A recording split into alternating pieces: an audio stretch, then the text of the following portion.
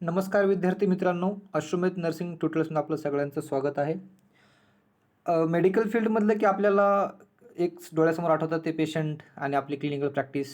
आपण नवीन-नवीन फर्स्ट इयरला असतो आणि पेशंट आपल्याला ऑब्झर्वेशनसाठी आपण पेशंटकडे पाठवलं जातं किंवा क्लिनिकल प्रॅक्टिससाठी आपल्याला पेशंटकडे पाठवलं जातं. त्या ठिकाणी आपल्याला हिस्ट्री घेण्यासाठी सांगितलं जातं किंवा विचारलं जातं. आपले शिक्षक आपल्याला सांगतात हिस्ट्री घ्या वगैरे, ठीक आहे. तर अशा वेळेस आपल्याला एक कुठलातरी फॉर्मॅट हवा असतो, ज्या फॉर्मॅटच्या आधारे आपण पेशंटची हिस्ट्री कलेक्ट करू करू शकतो, मेडिकल हिस्ट्री पेशंटची, ठीक आहे. कुठलीही पेशंटला आपण पेशंटची फाईल असेल किंवा पेशंटला डायग्नोज करायचं असेल किंवा पेशंटला अनेक काही समजा एखादी प्रोसिजर करायची असेल, तर त्यासाठी आपल्याला पहिल्यांदा पेशंटची हिस्ट्री घेणं खूप गरजेचं असतं, ठीक आहे. किंवा त्याला प्री चेकअप आपण असं म्हणतो, ते असेसमेंट करणं गरजेचं असतं. तर अशा वेळेस जी हिस्ट्री टेकिंग जे आहे, एक प्रकारचे एक असाइनमेंटसुद्धा बऱ्याच वेळेस नर्सिंग स्टुडंटला असते. तर हिस्ट्री टेकिंग किंवा हिस्ट्री कशी घेतली जाते याबद्दल किंवा हिस्ट्रीचा फॉर्मॅट कसा आहे, कोणकोणते त्या पेशंटला आपण प्रश्न विचारतो, त्याचे आन्सर आपल्याला कसे भेटतात किंवा ते प्रश्न का विचारायचे, त्याच्या पाठीमागचा उद्देश काय असतो, या बाबतीत आपण या ठिकाणी आता बघणार आहोत. तर बी-एस-सी नर्सिंग किंवा जी-एन-एम, ए-एन-एम या स्टुडंटला किंवा एम-एस-सीला पण इव्हन एम-एस-सीला पण आपल्याला हिस्ट्री घ्यायची असते पेशंटची किंवा कुठलंही समजा तुम्ही स्टाफ असाल, हॉस्पिटलमध्ये काम करतात, त्या ठिकाणी पण तुम्हाला पेशंटची हिस्ट्री विचारणं गरजेचं असतं. कारण आपल्याला असेसमेंट किंवा ज्यावेळेस पेशंट ॲडमिट होतो, त्यावेळेस आपल्याला पेशंटचं चेकअप लिहायचं असतं त्या ठिकाणी. नर्सिंग असेसमेंट त्या ठिकाणी लिहायचं असतं पेशंटचं. साधारणतः पहिले 1 तासामध्ये आपण ते लिहून काढायचं असतं, लिहायचं असतं, ठीक आहे. तर त्यासाठी आपलं हिस्ट्री घेणं गरजेचं असतं. तर हे जो फॉर्मॅट आहे, या फॉर्मॅटबद्दल आज तुम्हाला मी सांगणार आहे. मेडिकलचे स्टुडंट असाल किंवा नर्सिंग स्टुडंट असाल किंवा अदर कुठल्याही फील्डचे स्टुडंट असाल तर किंवा बाकी सायकेट्री वगैरे स्पेशलायझेशनवाले स्टुडंट असतात, जे सायकेट्रीचे पेशंटची पण हिस्ट्री घेतात. तर त्यासाठी सेपरेट हिस्ट्री फॉर्मॅट असतो, अलग असतो. तर तो स्पेशल हिस्ट्री फॉर्मॅट पण मी तुम्हाला या ठिकाणी नंतर सांगेल नेक्स्ट व्हिडिओजमध्ये, ठीक आहे.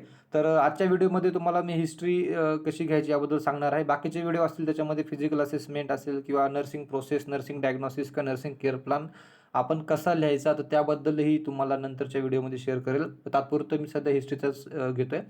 तर हिस्ट्री टेकिंग याच्यामध्ये आपण पहिल्यांदा अगोदर विचारणं खूप गरजेचं असतं, पेशंटचं नाव, गाव वगैरे, ठीक आहे. त्याला आपण म्हणतो आयडेंटिफिकेशन डेटा किंवा डेमोग्राफिक डेटा, ठीक आहे. तर पेशंटचा डेमोग्राफिक डाटा जो असतो, तो डेमोग्राफिक डेटा यामध्ये name of the client client किंवा पेशंट, ठीक आहे. पेशंटचं नाव किंवा क्लायंटचं नाव त्या ठिकाणी आपल्याला पूर्ण नाव लिहायचं आहे. कारण बऱ्याच वेळेस असं होतं की आपण फक्त सरनेम आणि पेशंटचं नाव लिहितो, त्यावेळेस अशा सेम नावाचे बरेच पेशंट असू शकतात. त्यामुळं आपण एखादी प्रोसिजर वगैरे करतो, तर त्यावेळेस इकडं-तिकडं होण्याचे चान्सेस जास्त असतात. त्यामुळं आपण जे पेशंटचं नाव घेतो, तर मिस्टर, मिसेस किंवा जे काही असेल, त्याचं डॉक्टर असेल किंवा काय असेल, तर ते त्या ठिकाणी तुम्ही लिहायचं आहे. तर पूर्ण नाव पेशंटचं घ्यायचं आहे याच्यामध्ये. त्यानंतर एज, पेशंटचं एज खूप महत्त्वाचं आहे. एज हे व्यवस्थित लिहायला पाहिजे.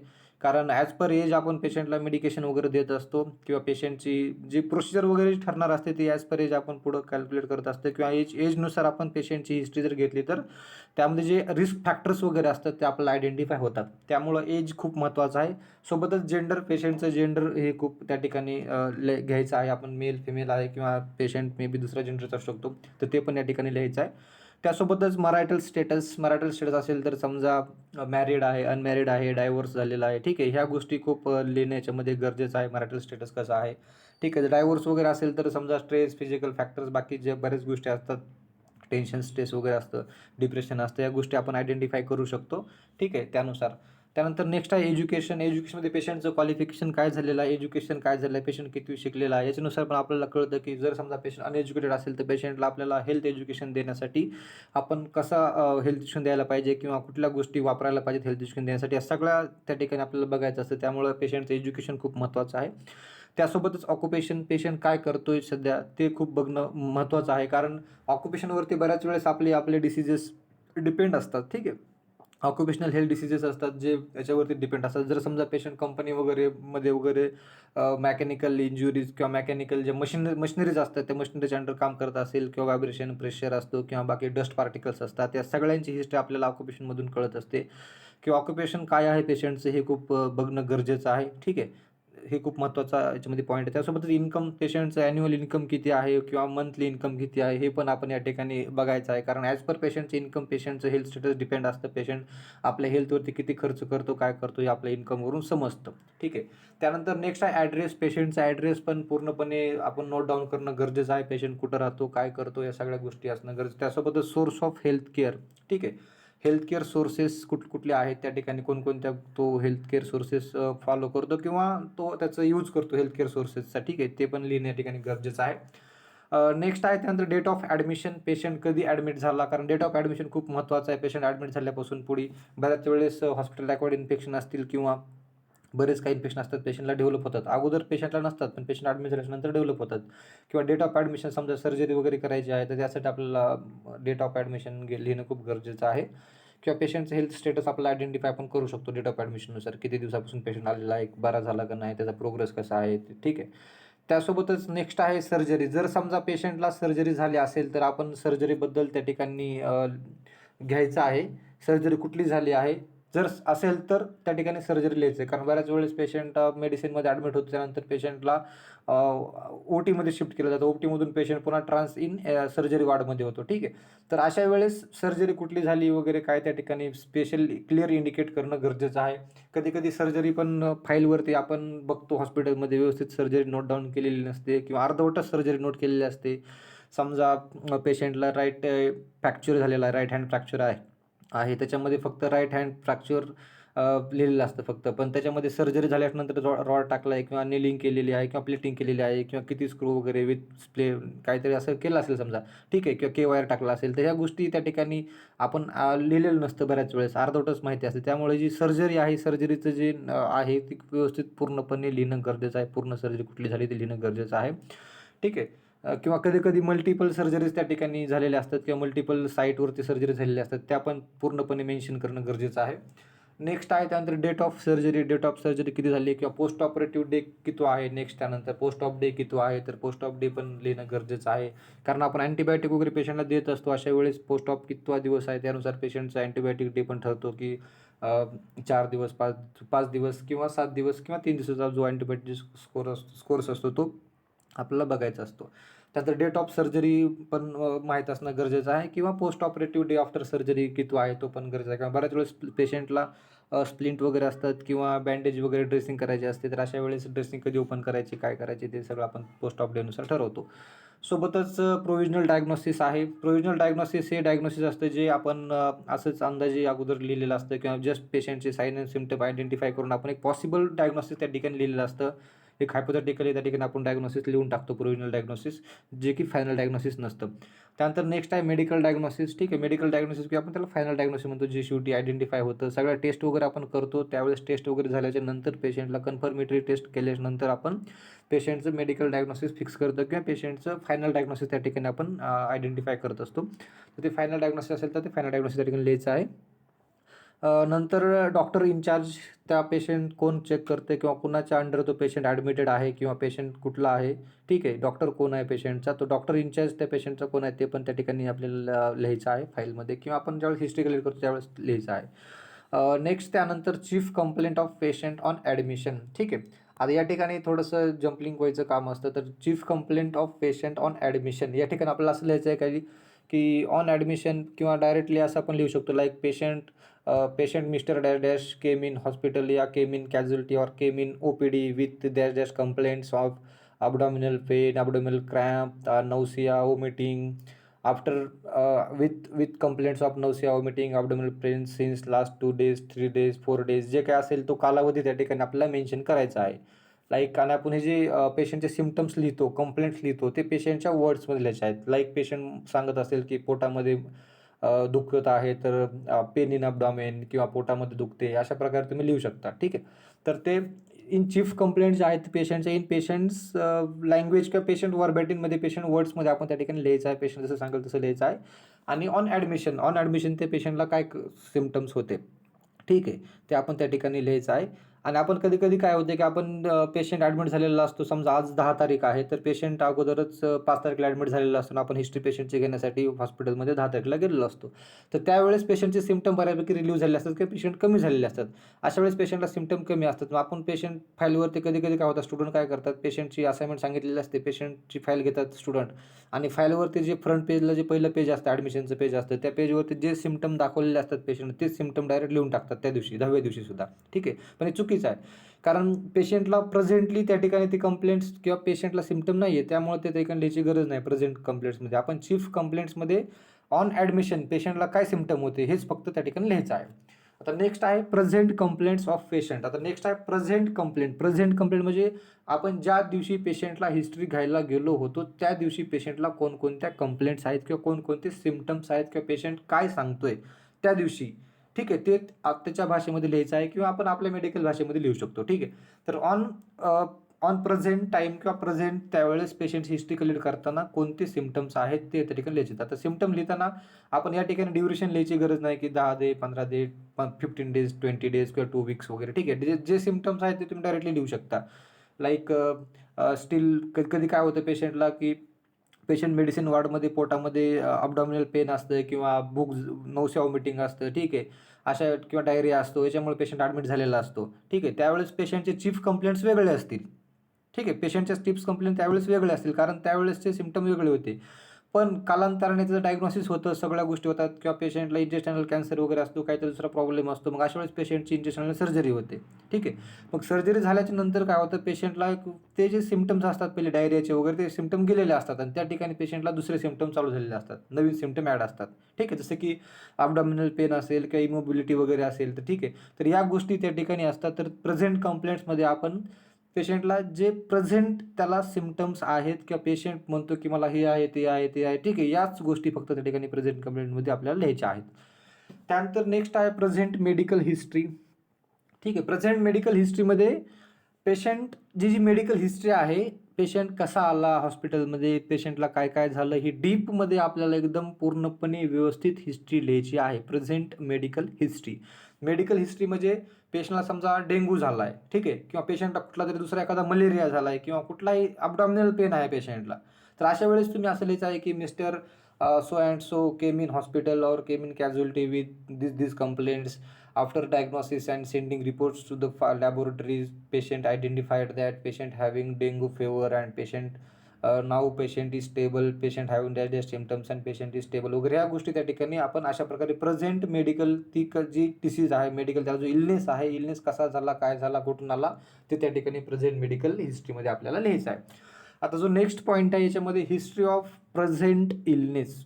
ठीक आहे, हिस्ट्री ऑफ प्रेझेंट इलनेस खालचा एक पॉईंट आहे याच्यामध्ये ऑनसेट म्हणजे कधीपासून चालू झालेलं आहे. ठीक आहे, समजा अबडॉमिनल पेन असतं, मेन सिम्पटम पेशंटचं काय अबडॉमिनल पेन आहे, याच्यामुळे पेशंट हॉस्पिटलमध्ये आलेला असतो. तर ऑनसेट कधी झालं, ऑनसेट म्हणजे चालू कधी झालं, त्याला जे पेन आहे पोटामध्ये ते चालू कधी झालं, तर त्या ठिकाणी आपण लिहू शकतो ऑनसेट काय सिन्स 2 वीक्स. ठीक आहे, जर मोठा असेल पेशंटला जास्त इंटेस्टाइनचा काहीतरी प्रॉब्लेम असेल तर अशा वेळेस पेशंटला पेन खूप कालावधीसाठी असतं किंवा क्रॉनिक असतं, खूप दिवसापासून असतं.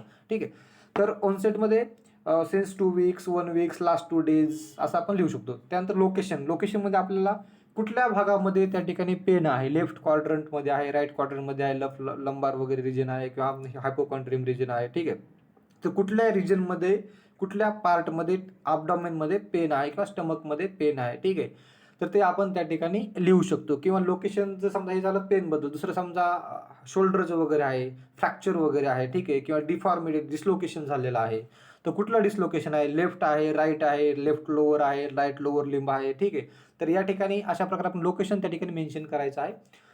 सोबतच ड्युरेशन म्हणजे कालावधी किती दिवसापासून आहे, कसा आहे. ठीक आहे, त्यानंतर प्रिसिपिटेटिंग किंवा ॲग्रिगेटिंग रिलिव्हिंग फॅक्टर्स. ठीक आहे, प्रिसिपिटेटिंग फॅक्टर म्हणजे ते जे पेन आहे, ॲग्रिवेटिंग म्हणजे ते पेन, समजा पेन आहे तर ते वाढतं कसं, पेन काय केल्यानं वाढतं, मोबिलिटी केल्यानं वाढतं, हातपाय हलवलं की पेन वाढतं. ठीक आहे, पोटामध्ये झोपून उठता पेन वाढतं किंवा वागताना पेन वाढतं, चालताना पेन वाढतं. ठीक आहे, तर ते ॲग्रिवेटिंग फॅक्टर. रिलिव्हिंग फॅक्टर म्हणजे जे पेन कमी करणारे फॅक्टर कोणते आहेत, मग त्याला कम्फर्ट लाईक झोपल्यास थोडंसं कमी होतं किंवा ठीक आहे, किंवा हात वर ठेवला की थोडंसं पेन कमी होतं, शोल्डर हात आपला असा गळ्यात अडकून ठेवला की थोडंसं पेन कमी, जर समजा फ्रॅक्चर असेल, डिस्लोकेशन झालं असेल तर ते रिलिव्हिंग फॅक्टर वगैरे काय ते त्या ठिकाणी लिहायचे आहेत.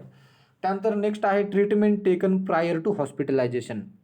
म्हणजे या ठिकाणी पेशंट ॲडमिट व्हायच्या अगोदर पेशंटने ट्रीटमेंट काय घेतली होती का हे लिहिणं किंवा मेन्शन करणं खूप गरजेचं आहे. कारण काय होतं बऱ्याच वेळेस पेशंटला फेवर वगैरे आलेला असतो, ताप आलेला असतो पेशंटला, मग अशा वेळेस पेशंट घरीच काय करतो, स्वतः डॉक्टर झालेला असतो काही काळासाठी आणि घरीच मेडिकलमध्ये जाऊन डोलो टॅबलेट असेल किंवा पॅरासिटामॉल टॅबलेट असेल किंवा कुठली दुसरी टॅबलेट असेल तो टॅबलेट घेतलेली असते त्याने, किंवा हे झालं फक्त डोलोबद्दल. किंवा पेशंट कधी कधी सर्दी खोकला आलेला असतो पेशंटला, अशा वेळी त्याचा घसा वगैरे दुखत असतो, मग तो पेशंट स्वतःच अँटीबायोटिकचा डोस घेतलेला असतो एखादा, ठीक आहे. किंवा ट्रीटमेंट दुसरी कुठली ट्रीटमेंट घेतलेली असते पेशंटने, मग ठीक आहे. किंवा पेशंटला कधी-कधी काय झालं असतं, की पेशंटला प्रायोरली डायबिटीजचे टॅबलेट चालू असतात, बीपीचे टॅबलेट चालू असतात किंवा कधी-कधी अशा प्रकारे टॅबलेट वगैरे चालू असतात किंवा ब्लड क्लॉटिंगच्या जे क्लेक्झिन जे हिपेरिनचे वगैरे असतात, ठीक आहे. ब्लड क्लॉटिंगचे टॅबलेट असतात ते चालू असतात.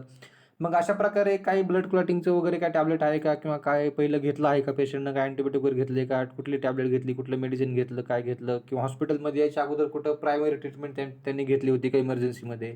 तर ते मेन्शन करणं गरजेचं असतं. कारण की याच्यामुळं काय होतं, की डबल डोस जो असतो, त्यांनी पण पेशंट ऑलरेडी त्या ठिकाणी घेतलेली असते. तीच ट्रीटमेंट आपण डबल हॉस्पिटलमध्ये देत असेल तर त्या ठिकाणी ड्रग ओव्हरडोस होऊ शकतो आणि त्यामुळं पेशंट एक्सपायर पण होऊ शकतो. तर ही गोष्ट खूप महत्त्वाची आहे. याच्यामध्ये कुठलं ट्रीटमेंट घेतली का ते मेन्शन करणं गरजेचं आहे.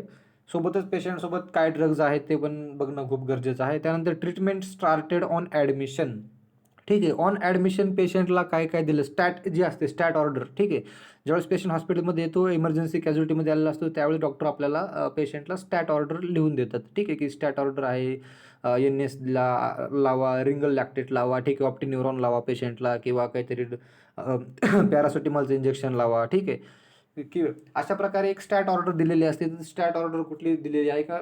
स्टार्टिंगला पेशंटला काय कुठले डोस लावलेले असतात, ड्रग लावलेले असतात, ते आपण त्या ठिकाणी मेन्शन करणं गरजेचं आहे. नंतर ते ड्रग्ज कमी होतात आणि त्या ठिकाणी दुसरे मेडिसिन ॲड होतात. ठीक आहे. पेशंटचं चेक केलं जातं, डायग्नोसिस वगैरे केलं जातं आणि त्यानंतर मग पेशंटची ट्रीटमेंट बदलते. तर ते स्टॅट ऑर्डर पण लिहिणं गरजेचं आहे. त्यानंतर पास्ट मेडिकल हिस्ट्री. ठीक आहे. पास्ट मेडिकल हिस्ट्रीमध्ये आपल्याला प्रिव्हियसली पेशंटला कुठला आजार होता का, मोठा आजार, ते लिहिणं गरजेचं आहे. आता मेजॉरिटी लोकांना जर आपण विचारलं पास्ट मेडिकल हिस्ट्री काय आहे तुमची सध्याच्या काळामध्ये, तर पेशंट सांगतील की मला 2 वर्षाखाली 2021 मध्ये कोरोना झाला होता. ठीक आहे.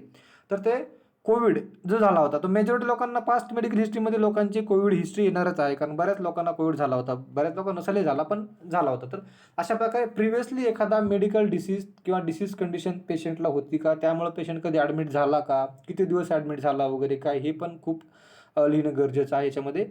तर पास्ट इलनेस, कुठला आजार त्या ठिकाणी पेशंटला होता? डेंग्यू होता, मलेरिया होता, ठीक आहे. किंवा पेशंट कधी ICUमध्ये ॲडमिट झाला होता का? कुठल्या याच्यामुळं किंवा किती दिवस ॲडमिट झाला, ठीक आहे. ट्रीटमेंट कशी झाली, काय झालं, ते थोडंसं त्या ठिकाणी मेन्शन करणं गरजेचं आहे. कुठला इलनेस आहे. त्यानंतर इफ एनी हॉस्पिटलायझेशन, त्या पास्ट मेडिकल हिस्ट्रीमध्ये बऱ्याच लोकांची पास्ट मेडिकल हिस्ट्री असतेच. मेजॉरिटी लोकांना काही ना काही आजार एवढ्या लाईफ स्पॅनमध्ये पूर्ण 20, 25, 30, 50, 60 वर्षाच्या आयुष्यामध्ये कधी ना कधी माणूस हॉस्पिटलमध्ये ॲडमिट झालेलाच असतो. तर ते जर रिलिव्हंट हिस्ट्री असेल तर तुम्ही त्या ठिकाणी लिहू शकता. काही-काही लोकं तर सारखं आजारी असतात, सारखं दवाखान्यात ॲडमिट होतात. ठीक आहे. तर अशा लोकांची 2-3 पेजेस हिस्ट्री होऊन जाईल. तर एवढी हिस्ट्री लिहायची गरज नाही. सध्या पेशंटला जो डिसीज आहे, त्या डिसीजची रिलेटेड जर हिस्ट्री असेल, तर तुम्ही त्या ठिकाणी पास्ट मेडिकल हिस्ट्रीमध्ये लिहू शकता. आणि जर समजा काहीच हिस्ट्री नसेल तुम्हाला लिहिण्यासाठी, जर समजा एखादी छोटी-मोठी हिस्ट्री असेल, तुम्ही त्या ठिकाणी तात्पुरती लिहू शकता. पण जर जास्त हिस्ट्री असेल, खूप सारी मोठी हॉस्पिटलायझेशनचा तशी हिस्ट्री असेल, तर तुम्ही आपल्या डिसीजच्या रिलेटेडच काही पॉईंट्स त्या ठिकाणी मेन्शन करू शकता. त्यानंतर नेक्स्ट आहे history of allergies. Any allergies, कुठल्या ड्रगची पेशंटला, बऱ्याच वेळेस पेशंटला अँटिबायोटिकची अलर्जी असते किंवा कुठल्या एखाद्या स्पेसिफिक पर्टिक्युलर सल्फा ड्रग्ज, जसं आपण त्याला म्हणतो सुपासेप वगैरे, किंवा सल्फा ड्रग्ज असतात काही, त्याची अलर्जी बऱ्याच पेशंटला असते. तर ती अलर्जी वगैरे आहे का ते चेक करणं गरजेचं असतं. हिस्ट्री ऑफ एनी अलर्जी, किंवा पेशंटला आपण स्वतः पण विचारू शकतो, तुम्हाला कुठल्या ह्याची अलर्जी वगैरे आहे का? तुम्हाला काही कुठलंही मेडिसिन द्यायच्या अगोदर किंवा आपण कुठलंही इंजेक्शन द्यायच्या अगोदर पेशंटला विचारणं खूप गरजेचं असतं, तुम्हाला कुठल्या ह्याची अलर्जी आहे का? त्यानंतरच आपण बाकीची प्रोसेस करतो. नेक्स्ट त्यानंतर इम्युनायझेशन, किंवा पेशंट ज्यावेळेस OTमध्ये वगैरे आलेला असतो, हॉस्पिटलमध्ये आलेला असतो, त्यावेळेस आपल्याला जे पेशंटचे साइन इन साइन आउट असतं, अशा वेळेस आपण टाईम आउट, साइन आउट करण्याच्या वेळेस पण पेशंटला विचारतो, की तुझं कुठली अलर्जी आहे का? तुम्हाला प्रिव्हियस काही हिस्ट्री आहे का? तुमचं कधी अॅनेस्थेशियाच्या अंडर तुम्ही पहिले गेला का वगैरे काय? ठीक आहे. तर ते हिस्ट्री ऑफ प्रिव्हियस अलर्जी त्या ठिकाणी मेन्शन करणं गरजेचं आहे. त्यानंतर नेक्स्ट आहे इम्युनायझेशन. इम्युनायझेशनमध्ये पेशंटचे इम्युनायझेशन किंवा डोस असं रिसेंटली कुठलं त्या डोस घेतला आहे का? जसं आपण बऱ्याच लोकांनी कोविडचा डोस घेतला आहे, फर्स्ट, सेकंड, थर्ड डोस पण घेतला असेल, बूस्टर डोस पण. तर ते इम्युनायझेशन हिस्ट्री झालेली आहे का? ती पण हिस्ट्री मेन्शन करणं गरजेचं आहे. सोबतच तुम्हाला हेपॅटायटिसची वगैरे तुम्ही घेतला आहे का? TTचं इंजेक्शन घेतलेलं आहे का पहिलं कधी? किंवा हेपॅटायटिससोबतच बाकी दुसरं पण इंजेक्शन डोस कधी घेतला, काय घेतला, या सगळ्या गोष्टी बघणं गरजेचं आहे. इम्युनायझेशनमध्ये मेन्शन करणं गरजेचं आहे. नेक्स्ट आहे मेडिकेशन किंवा ट्रीटमेंट हिस्ट्री. मेडिकेशन हिस्ट्रीमध्ये प्रिव्हियसली तुम्हाला ज्यावेळेस तुम्ही हॉस्पिटलमध्ये ॲडमिट वगैरे झालात, त्यावेळेस तुम्ही कुठली ट्रीटमेंट घेतली होती, कोणत्या टॅबलेट त्या ठिकाणी घेतल्या होत्या, तर या गोष्टी त्या ठिकाणी मेन्शन करणं गरजेचं आहे. जर माहीत असतील पेशंटला तर आपण त्या ठिकाणी लिहू शकतो. ठीक आहे. नेक्स्ट त्यानंतर past surgical history. Past surgical history खूप माहीत असणं गरजेचं आहे. कारण पेशंटला जर मेडिकल तर काहीतरी डिसीज असेल किंवा मेडिकल डायग्नोसिस पेशंट झाला असेल, नंतर पेशंटला सर्जरी वगैरे करायची वेळ आली, तर अशा वेळेस पेशंटला पास्ट सर्जिकल हिस्ट्री महत्त्वाचं माहीत असणं गरजेचं आहे. किंवा पेशंट कधी ॲनेस्थेशिया अंडर पहिला गेला होता का, लोकल ॲनेस्थेशियाच्या अंडर जनरल ॲनेस्थेशिया अंडर कधी गेला आहे का वगैरे, हे सगळं खूप त्या ठिकाणी मेन्शन करणं गरजेचं आहे. ठीक आहे. पास्ट सर्जिकल हिस्ट्री झाल्याच्या नंतर तुम्ही त्या ठिकाणी कुठली सर्जरी झाली होती, काय झालं होतं, या सगळ्या गोष्टी त्या ठिकाणी पास्ट सर्जिकल हिस्ट्रीमध्ये लिहू शकता. त्यानंतर नेक्स्ट आहे मेन्स्ट्रुअल हिस्ट्री. ठीक आहे. मेन्स्ट्रुअल हिस्ट्रीमध्ये आपल्याला for female patient only, female पेशंटसाठी आपल्याला मेन्स्ट्रुअल हिस्ट्री लिहिणं गरजेचं आहे. रेग्युलर पिरियड्स होतात का, किंवा मेन्स्ट्रुअल सायकल किती दिवसांची आहे, ठीक आहे. ड्युरेशन ऑफ मेन्स्ट्रुअल सायकल हे किती आहे, किंवा जे ब्लिडिंग होते ते किती दिवसाचे होते, ते खूप मेन्शन करणं गरजेचं आहे. त्यानंतर मेन्स्ट्रुअल फ्लो, जो मेन्स्ट्रुअल फ्लो आहे तो किती आहे, लो आहे, मॉडरेट आहे किंवा हेवी फ्लो आहे, ठीक आहे. हे पण गोष्ट त्या ठिकाणी मेन्शन करायला लागते. स्पेसिफाय इफ एनी ऑदर, किंवा एखादा ऑदर मेन्स्ट्रुअल सायकल रिलेटेड काय त्यांना प्रॉब्लेम आहे का, ठीक आहे, तर ते त्या ठिकाणी लिहायचं आहे.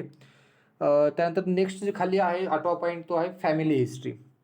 ठीक आहे. फॅमिली हिस्ट्रीमध्ये आपल्याला सगळ्या ज्या आपल्या फॅमिलीमध्ये फॅमिली मेंबर्सची नावं लिहिणं गरजेचं आहे. ते कसे आहेत, कितवीला आहेत वगैरे सगळं त्या ठिकाणी डिटेल्स फॅमिली हिस्ट्री त्या ठिकाणी आपल्याला लिहायची आहे. तर यामध्ये फॅमिली हिस्ट्रीमध्ये टाईप ऑफ फॅमिली आपण त्या ठिकाणी पहिल्यांदा विचारायचं आहे, की टाईप ऑफ फॅमिलीमध्ये न्यूक्लिअर फॅमिली आहे, जॉईंट फॅमिली आहे. ठीक आहे. ठीक आहे. न्यूक्लिअर फॅमिली किंवा जॉईंट फॅमिली. जर जॉईंट फॅमिली असेल तर खूप सारे लोक गावाकडले शक्यतो जॉईंट फॅमिली असतात, की चुलते, पुतणे, काके, मामे सगळे एकत्र असतात घरामध्ये. खूप सारं 10-15 लोकांचं कुटुंब असतं एक, ठीक आहे. तर ते जॉईंट फॅमिली वगैरे आहे का, ते पण मेन्शन करणं गरजेचं आहे. कारण कधी-कधी काय होतं, सायकॅट्रिक इलनेस डेव्हलप झालेले असतात बऱ्याच लोकांना. अँक्झायटी असते किंवा मालनरिशमेंट असतं, किंवा बऱ्याच वेळेस त्यांची जी जडणघडण आहे ती व्यवस्थित झालेली नसते. मग अशा काळामध्ये तो जॉईंट फॅमिलीमध्ये आहे का, न्यूक्लिअर फॅमिलीमध्ये आहे किंवा काय आहे, खूप महत्त्वाचं असतं विचारणं. त्यानंतर न्यूक्लिअर फॅमिलीमध्ये टाईपमध्ये असतं, की फक्त हजबंड, वाईफ आणि त्यांचे मुलं-बाळं जे असतील ते, ठीक आहे, ते न्यूक्लिअर किंवा आई-वडील वगैरे हे फक्त न्यूक्लिअर फॅमिली असते. तर एवढं मेन्शन करणं गरजेचं आहे. शक्यतो पेशंट आजकाल न्यूक्लिअर फॅमिलीचेच आपल्या हॉस्पिटलमध्ये भेटत असतात. ते फॅमिली हिस्ट्रीमध्ये आपल्याला सिरियल नंबर 1, 2, 3, 4 जे काही फॅमिली मेंबर्स असतील तेवढ्याची नावं लिहिणं गरजेचं आहे. त्यानंतर नेम ऑफ फॅमिली मेंबर्सची नावं त्या ठिकाणी लिहायचं आहेत. त्यानंतर एज, वय किती आहे, जेंडर, रिलेशन विथ द पेशंटशी काय आहे, आई आहे, फादर आहे, ब्रदर आहे, सिस्टर इन लॉ वगैरे आहे, ते सगळ्या गोष्टी त्या ठिकाणी लिहायच्या आहेत. सोबतच ऑक्युपेशन, प्रत्येकाचं काम काय करतात, ऑक्युपेशन काय आहे, त्यांचं हेल्थ स्टेटस कसं आहे, म्हणजे ते सध्या हेल्दी आहेत का. नाही तर कधी-कधी काय असतं, घरामध्ये सगळे साथीचे आजार पसरलेले असतात. अशा वेळेस वडिलांना असतो, मुलांना असतो, बाळांना असतो. कोविडचा टाईम असंच होतं, की बऱ्याच एकदा एकाला आला की सगळ्यांना आजार होऊन जायचा. तर घरामध्ये जे बाकीचे मेंबर्स आहेत ते कसे आहेत, हेल्दी आहेत का, किंवा काही लोकांना कसं असतं घरांमध्ये, की मुलगा हॉस्पिटलमध्ये ॲज अ पेशंट म्हणून ॲडमिट झालेला असतो, मुलाचे आई-वडील हे डायबिटिक असतात, किंवा एकाला बीपीचा त्रास असतो, दुसऱ्यांना डायबिटीचा त्रास असतो, मुलाची बायको ही नॉर्मल असते, पण मुलाची मुलं असतात त्यांना कंजेनिटल ॲबनॉर्मॅलिटीज असतात. ठीक आहे. तर या गोष्टी त्या ठिकाणी मेन्शन करायच्यात. हेल्थ स्टेटस तो कसा आहे, हेल्दी आहे का, ते त्या ठिकाणी मेन्शन करायचं आहे. सोबतच हेल्थ हॅबिट्स.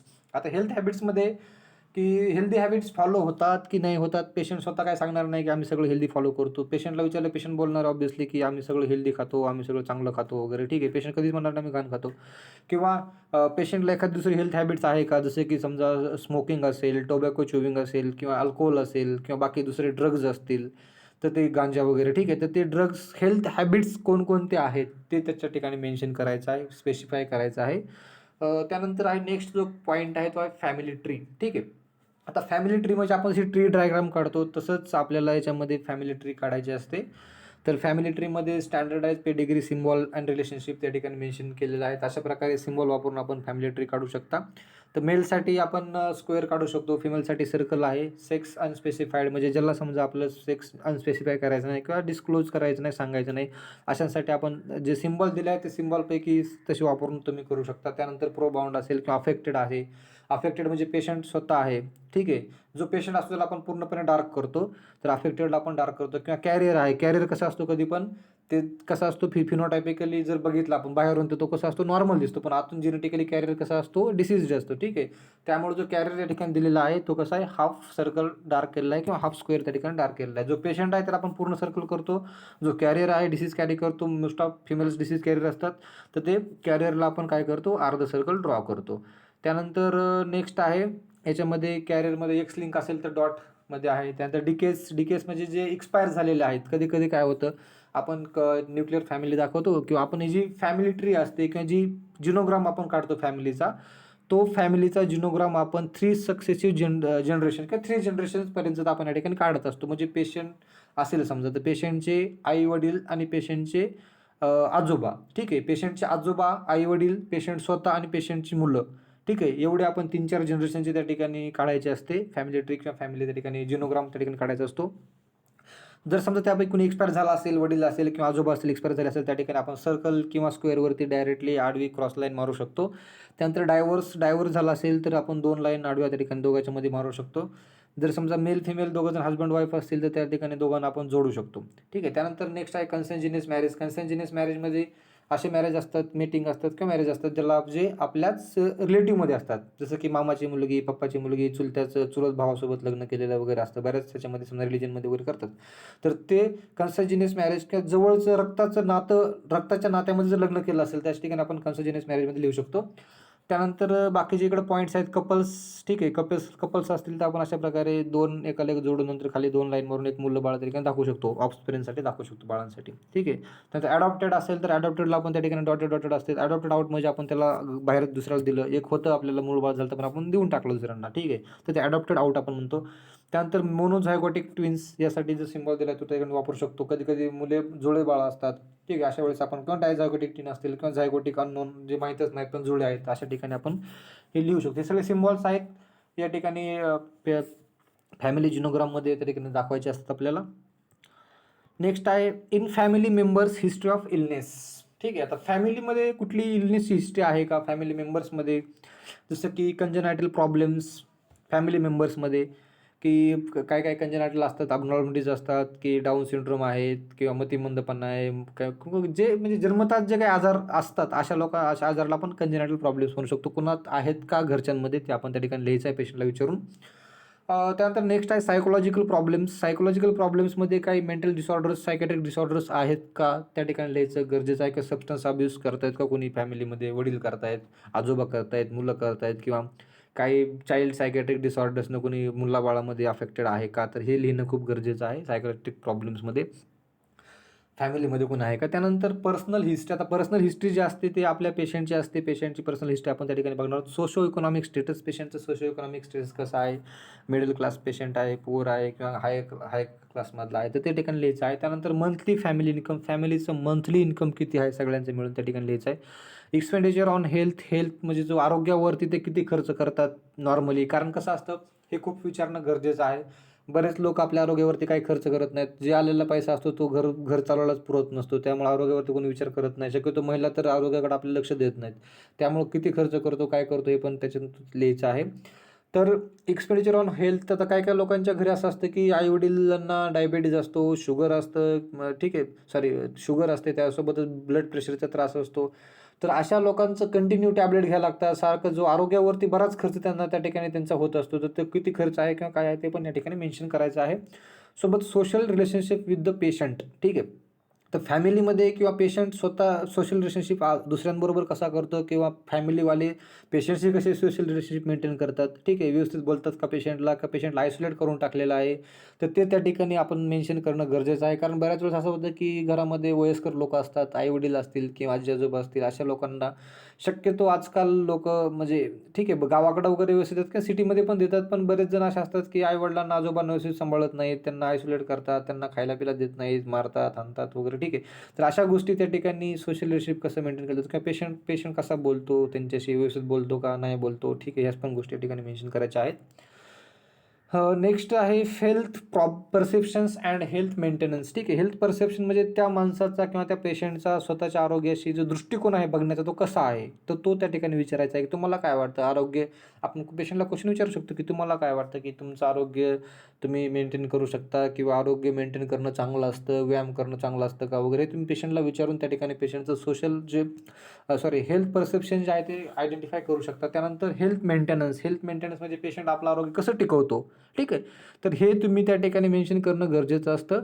आता आपण ज्यावेळेस पेशंटला क्वेश्चन विचारतो पेशंटची हिस्ट्री कलेक्ट करण्यासाठी, अशा वेळेस आपल्याला पेशंटशी क्लोज एंडेड क्वेश्चन विचारायचे नाहीत, म्हणजेच ओपन एंडेड क्वेश्चन विचारायचे. ठीक आहे. आता ओपन एंडेड क्वेश्चन किंवा ओपन माइंडेड क्वेश्चन कसे असतात? ओपन माइंडेड क्वेश्चनमध्ये आपण पेशंटला विचारतो, की समजा एखादा पेशंट आहे, पेशंट शांतपणे बसलेला असतो, जो पेशंट आपल्याशी काय बोलतच नाही.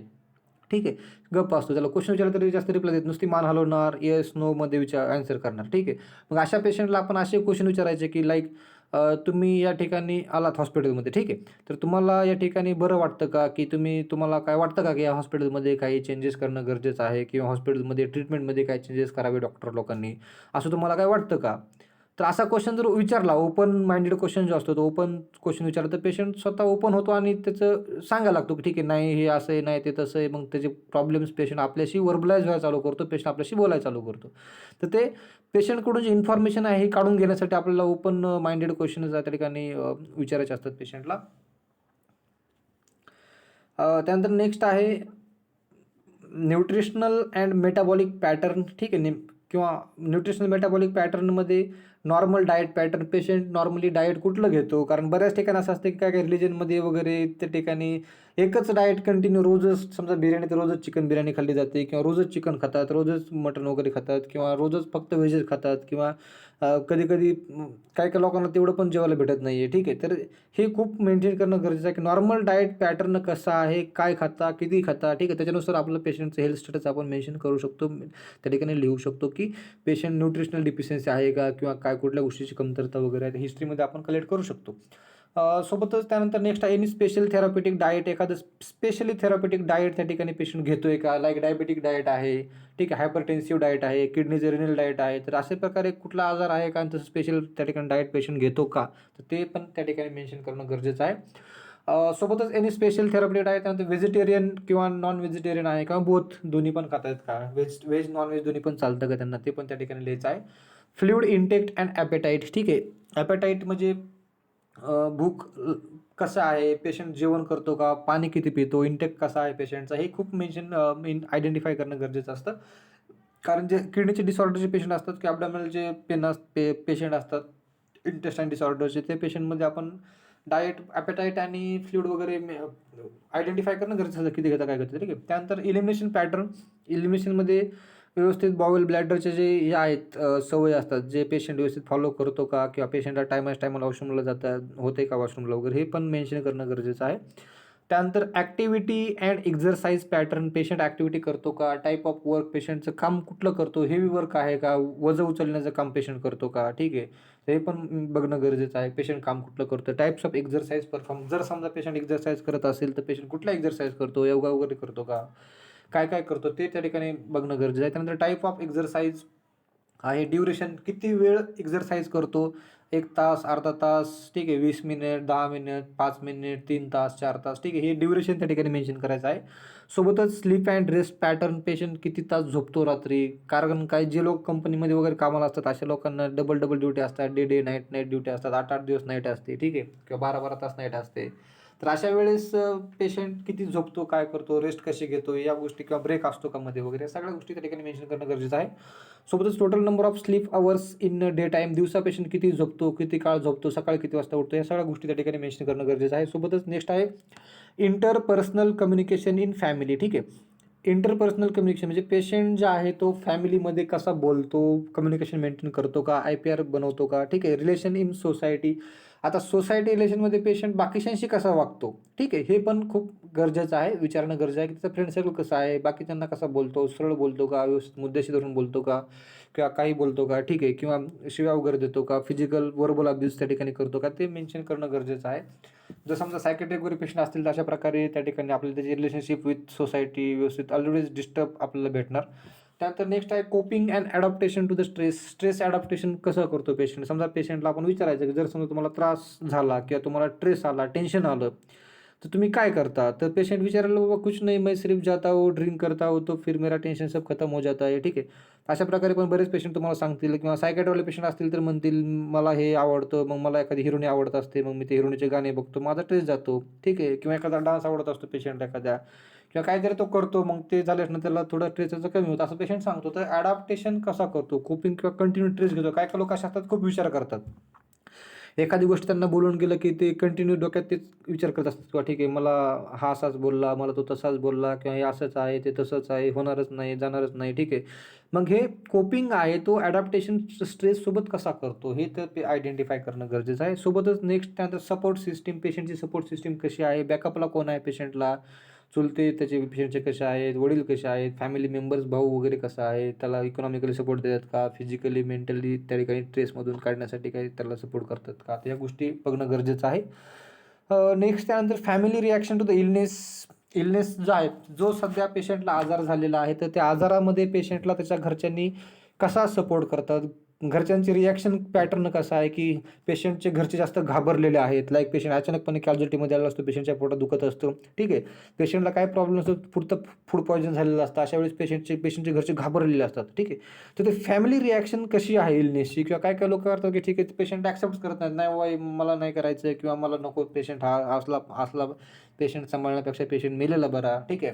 तर अशा पण काय काय ठिकाणी वेळेस काय काय वेळेस पेशंटचे रिलेटिव्ह पेशंटला वागवत असतात, तर ते पण आयडेंटिफाय करणं गरजेचं आहे. त्यानंतर sexuality and reproductive health. Reproductive health आणि सेक्शुअलिटीमध्ये तुमचे रिप्रोडक्टिव्ह हेल्थ चालू आहे का व्यवस्थित. जर समजा मॅरिड पेशंट असतील तर अशा पेशंटला आपण हा क्वेश्चन विचारू शकतो, की तुमचे रिप्रोडक्टिव्ह लाईफ सायकल व्यवस्थित चालू आहे का, लाईफ व्यवस्थित चालू आहे का, किंवा काही प्रॉब्लेम तर किंवा रिप्रोडक्टिव्ह सिस्टीमचे काही डिसऑर्डर्स, डिसीजेस तर नाही आहेत ना, तर ह्या गोष्टी विचारणं खूप गरजेचं आहे. त्यानंतर नेक्स्ट आहे होम एन्व्हायरमेंट. ठीक आहे, होम एन्व्हायरमेंटमध्ये टाईप ऑफ हाऊस, पेशंटचा हाऊस कसा आहे, घर कसं आहे, ठीक आहे, हे खूप मेन्शन करणं गरजेचं आहे. कारण टाईप ऑफ हाऊस त्याच्यामध्ये नंतर व्हेंटिलेशन आहे. व्हेंटिलेशनमध्ये पेशंटला मोकळी हवा येते का, क्रॉस व्हेंटिलेशन होणं खूप गरजेचं असतं. कारण आपल्या रूममध्ये कंटिन्यूस दमट वातावरणामध्ये किंवा रूमचे दरवाजे बंद राहिले तर त्या ठिकाणी व्यवस्थित ऑक्सिजन भेटत नाही. कार्बन डायऑक्साईड आपण आपलाच कार्बन डायऑक्साईड बाहेर सोडतो आणि तोच आपण पित असतो, ठीक आहे. त्यामुळं ते क्रॉस व्हेंटिलेशन होतंय का, तुमची रूम कुठं आहे, काय काय जण असतात की रस्त्याच्याकडला असतात किंवा काही जण झोपडपट्टी एरियामध्ये असतात, ज्या ठिकाणी व्हेंटिलेशन नावाची गोष्टच नसते किंवा खूप दलदल असते, चिकचिक असते, घाण असते सगळं, ठीक आहे. तर अशा वेळेस ते व्हेंटिलेशन आहे का, टाईप ऑफ हाऊस, हाऊस कसं आहे, घर कसं आहे, छपराचं आहे, पत्र्याचं आहे, मातीचं आहे, दगडविट्याचं आहे, की RCCचं बांधलेलं आहे, ठीक आहे. तर ह्या सगळ्या गोष्टी त्या ठिकाणी टाईप्स ऑफ हाऊस बघणं गरजेचं आहे. त्यानंतर नेक्स्ट आहे पेट्स अँड ॲनिमल्स. घरामध्ये कोणकोणते प्राणी त्या ठिकाणी पेट्स आहेत, पाळीव प्राणी आहेत, मांजर आहे, कुत्रा आहे, ठीक आहे, किंवा काय आहे, हे खूप गरजेचं आहे विचारणं. आणि ॲनिमल्स कोणते आहेत, ठीक आहे. त्यानंतर वॉटर फॅसिलिटी. ठीक आहे, वॉटर फॅसिलिटीमध्ये तुम्हाला पाणी सप्लाय कुठला येतो, हे क्वेश्चन विचारायचा पेशंटला. कॉर्पोरेशनचं पाणी पिता किंवा कुठलं ॲक्वाचं पाणी पिताय किंवा बिस्लेरीचं पाणी पिताय किंवा घरामध्येच ॲक्वागार्ड त्या ठिकाणी लावलेला आहे का, वॉटर फिल्टर लावला आहे का, तर ते गोष्ट ते बघणं गरजेचं आहे. वॉटर फॅसिलिटी कशी आहे किंवा दूषित पाणी.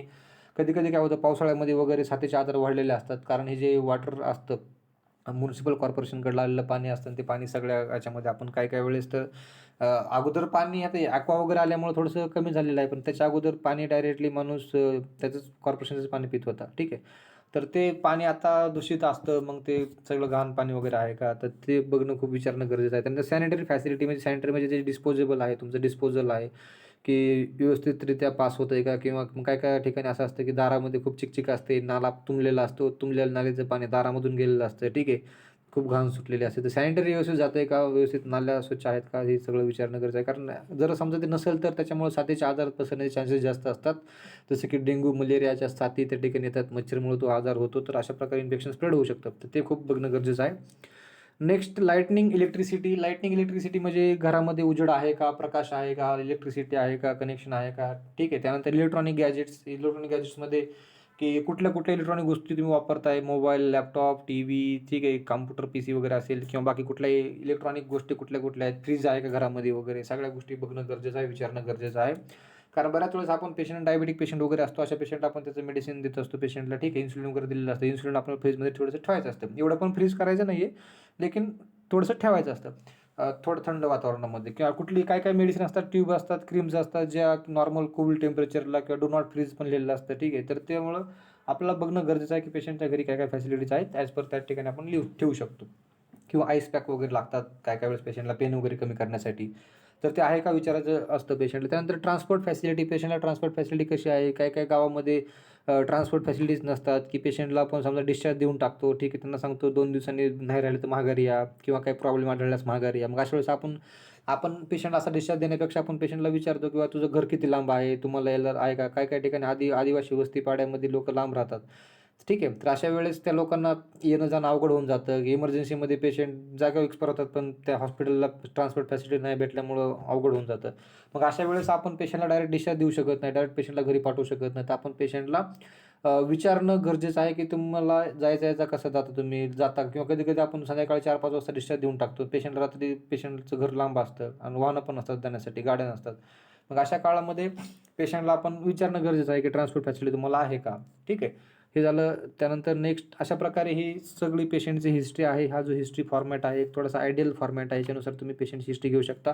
त्याच्यामध्ये असे बरेच जण असतील, की तुम्हाला कॉलेजमध्ये तुमच्या वेगळा फॉर्मॅट शिकवलेला असेल किंवा काही पॉईंट्स त्या ठिकाणी इन्क्लूड केलेले असतील किंवा काही पॉईंट्स याच्यातून काढून टाकलेले असतील. तर ते प्रत्येक कॉलेजवरती, प्रत्येक बुकवरती डिपेंड आहे, की तुम्ही कुठला पॉईंट त्या ठिकाणी ॲड करताय. ठीक आहे. पण एक आयडियल फॉर्मॅट जो आहे तो मी या ठिकाणी मेन्शन केला. जी रिक्वायर्ड अमाउंट हिस्ट्री असते, रिक्वायर्ड हिस्ट्री असते तीच त्या ठिकाणी याच्यात मी मेन्शन केलेली आहे. जी सर्वत्र फॉलो करतात. ठीक आहे. तर त्याच्यामधले काही पॉईंट्स तुमच्या शिकवलेल्या टीचर लोकांच्या पॉईंट्सपेक्षा थोडेसे अलग होऊ शकतात. तर तुम्ही त्यांचे पण पॉईंट याच्यामध्ये ॲड करू शकता. या पॉईंटमध्ये याचे पण पॉईंट तुम्ही त्याच्यामध्ये ॲड करू शकता आणि त्यानुसार एक स्टँडर्ड एक फॉर्मॅट असा काही याला फिक्स फॉर्मॅट नसतो हिस्ट्रीसाठी किंवा असाच पाहिजे, हेच पॉईंट इन्क्लूड पाहिजेत किंवा इंडियन नर्सिंग काउन्सिलनं सांगितलं आहे, की एवढेच फक्त पॉईंट घ्या. असं कुठं आणखी आलेलं नाही. जर असेल तरी पण तुम्ही या ठिकाणी चॅनलच्या खाली कमेंट्समध्ये सांगू शकता. मी पण त्याचं इन्फॉर्मेशन काढेल आणि मला इन्फॉर्मेशन माझी अडॉप्ट करून घेईल. ठीक आहे. तर हे अशा प्रकारे हिस्ट्री आहे. नंतर जो नेक्स्ट व्हिडिओ असतील ते मी फिजिकल एक्झामिनेशन आणि बाकीचे नर्सिंग डायग्नोसिस कसं लिहायचं, नर्सिंग केअर प्लॅन कसा लिहायचा याच्याबद्दल मी त्या ठिकाणी तुम्हाला व्हिडिओ बनवणार आहे, सांगणार आहे. त्यानंतर नेक्स्ट आपले आणखी पण दुसरे काही व्हिडिओज असतील जसं की मेंटल स्टेटस एक्झामिनेशन आहे. ठीक आहे. तर mental status examination, psychiatric history taking कशी घ्यायची असते, अल्कोहोलिक पेशंटची हिस्ट्री कशी घ्यायची आहे किंवा पिडियाट्रिकची हिस्ट्री कशी घ्यायची आहे, या सगळ्यांची फॉर्मॅट या ठिकाणी मी एक्सप्लेन करणार आहे. तुम्हाला निश्चितच याचा फायदा होईल. तर जर तुम्ही चॅनलला नवीन असाल तर प्लीज चॅनल लाईक करा, शेअर करा आणि सबस्क्राईब करा. Thank you.